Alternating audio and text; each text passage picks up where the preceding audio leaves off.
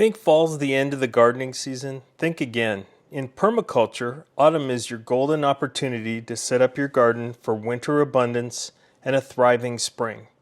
I'm Master Gardener Steve from the Celtic Farm.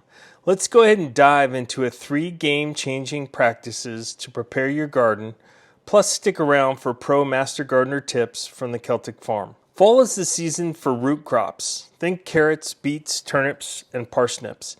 These powerhouses thrive in cooler temps, getting sweeter as the soil chills.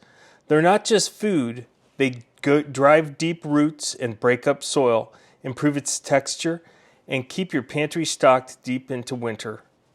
Quick Master Gardener tip. Before the first hard frost, cover your root beds with 6 to 8 inches of straw or leaves. This natural insulation lets you harvest fresh, crisp roots even after snow falls. A pro trick, mark your rows with stakes to find them under the snow.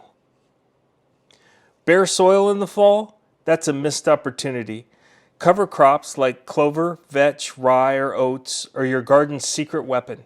They prevent erosion, fix nitrogen, suppress weeds, and feed soil microbes, all while you sip hot cocoa indoors. Quick Master Gardener tip, plant cover crops right after your summer harvest. Late summer to early fall is ideal.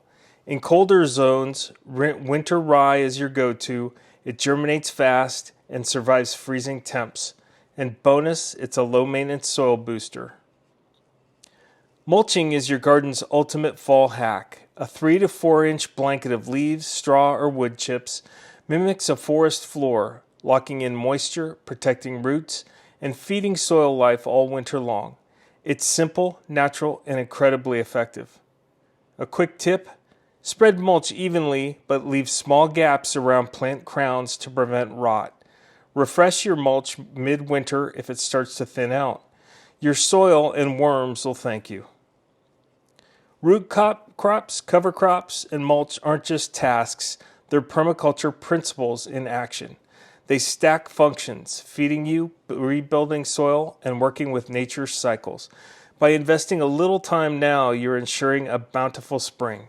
So don't let your garden sleep yet. Fall is where next year's abundance begins. Try these tips and let us know in the comments how your garden's prepping for winter.